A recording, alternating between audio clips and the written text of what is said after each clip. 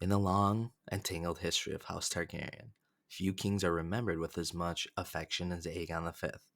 Before he was king, he was just a boy named Egg, a squire to a hedge knight, a second son of a fourth son, and yet, somehow, he would one day rule the Seven Kingdoms.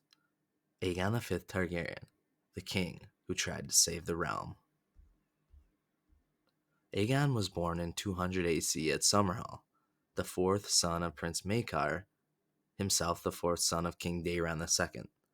By all rights, Egg was never meant to wear the crown. He had three older brothers ahead of him, and many nobles considered him little more than an afterthought. But fate had other plans. At the age of 9, Aegon ran away from the royal court and became the squire of Sir Duncan the Tall, a humble hedge knight of no known birth. To hide his identity, he shaved his head and took the name Egg. Together, Dunk and Egg traveled the countryside, righting wrongs, entering tourneys, and seeing the realm not from a dragon saddle, but from its dusty, war-torn roads. Through these travels, Egg learned something that most Targaryens never did: what life was like for the small folk. Egg's path to the throne was made through blood and chaos. His older brothers, Baelor, Aerys, and Rhaegal, all died or proved unfit for rule. The Blackfire rebellions had weakened House Targaryen from within, and by the time his father Maekar died, the realm needed a steady hand. In 233 AC, when he was 33, a great council was convened. Among the many candidates, the lords chose Egg, not because he was the most powerful, but because he was thought to be wise, humble, and principled. And at just 33 years old, Aegon V Targaryen became king of Westeros.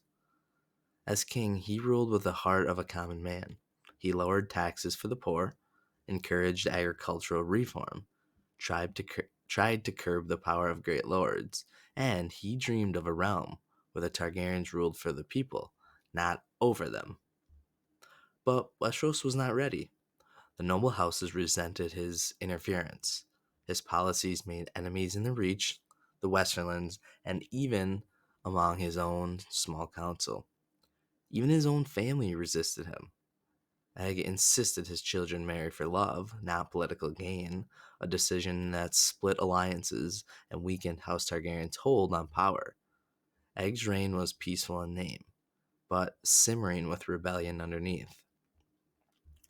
Near the end of his life, King Aegon became obsessed with a single dream: the return of dragons. Because at this point, dragons were gone. He believed that only with dragons could he truly enforce justice and keep the realm united. In 259 AC, he gathered his closest family, friends, at Summerhall, which was his birthplace. There, he attempted a ritual, perhaps with wildfire, perhaps with ancient Valyrian rites, to hatch dragon eggs. But the result was a catastrophe. Summerhall burned. The king, his son Duncan, and many others died in the flames. And the truth of what happened today still remains a mystery. Aegon V's reign ended in fire, but his legacy went on. He tried to reform a broken system, but ended up dying. His grandson Aerys II, the Mad King, would later undo much of his grandfather's work, as we know.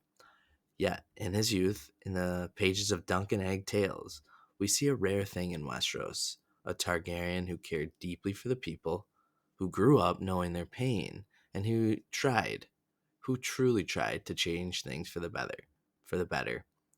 He was born a boy named Egg, and he died a king who dreamed of dragons.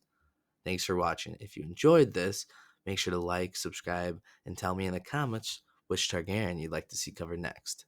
Valar Morghulis.